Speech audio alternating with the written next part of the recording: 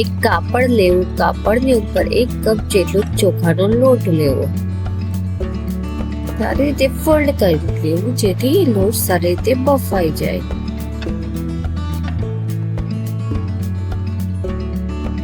Steam cooker લેવું, steam કુકરને 5 minute steam થવા દેવું. તેની ઉપર ચોખાનો લોટ મૂકવો અને ઢાંકણું બંધ કરી દેવું અને 20 મિનિટ માટે સ્ટીમ થવા દેવું. સ્ટીમ કુકરનું ઢાંકણ ખોલવું અને ચોખાના લોટને બહાર કાઢી લેવું. પછીથી કાપડમાંથી ચોખાના લોટને આપણે ખોલશું અને 20 મિનિટ ઠંડો પડવા દેશું અને લોટ સારી રીતે બફાઈ ગયો છે.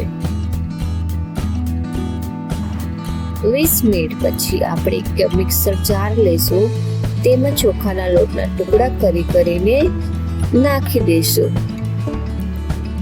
ચોખાના લોટ સાથે જ આપણે 1/4 કપ જેટલા તલ નાખશું.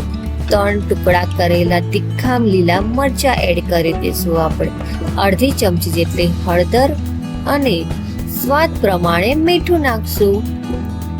ઇન્ગ્રેડિયન્ટ્સને આપણે સારી રીતે ગ્રાઇન્ડ કરી લઈશું.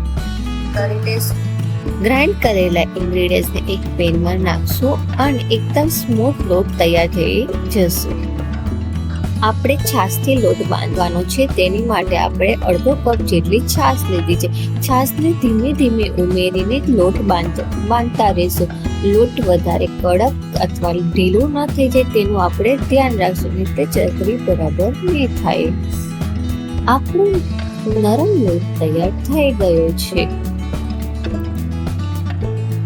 હવે આપણે ચકરી પાડવા માટે મશીન લઈશું. મશીન માટે આપણે સ્ટાર વાળી ચકરીનો ઉપયોગ મશીનની અંદર આપણે થોડું તેલ નાખશું. તેલને મશીનની અંદર બધી બાજુથી લગાવી દઈશું જેથી લોટ ચોટી ન જાય.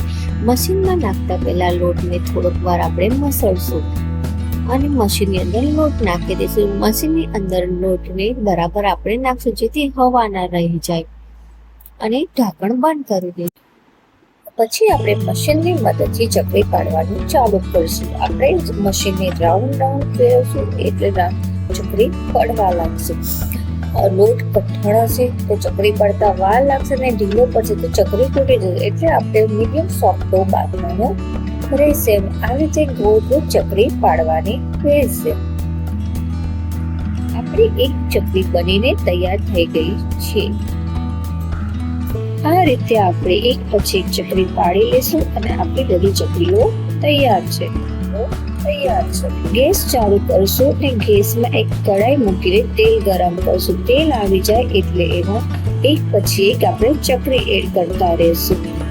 ચકરીને તેલમાં નાખ્યા પછી તરત ચમચાની મદદથી એને ફેરવવાની નથી, તો ચકરી તૂટી જશે. શરૂઆતમાં ચકરીને આપણે મીડિયમ ફ્લેમ પર તળશું. આપણે સ્લો ફ્લેમ પર તળશું તો ચકરી કડક થઈ જશે. આટલે આપણે એને મીડિયમ ફ્લેમ પર તળશું. ચકરીનો કલર ચેન્જ થાય એટલે એક ગોલ્ડન બ્રાઉન કલરની ચકરી થાય એટલે આપણે તેને બહાર કાઢી લેશું. તળાયેલી ચકરીને આપણે એક પ્લેટમાં નીકાળશું અને તેને ઠંડી પડવા દેશું. અંદરથી સોફ્ટ અને બહારથી ક્રિસ્પી એવી આપણી ટેસ્ટી અને કુરકુરી ચકરી આપણી રેડી છે. Thank you for watching the video. જો તમને રેસીપી સારી લાગે તો લાઈક, શેર અને સબસ્ક્રાઇબ કરો.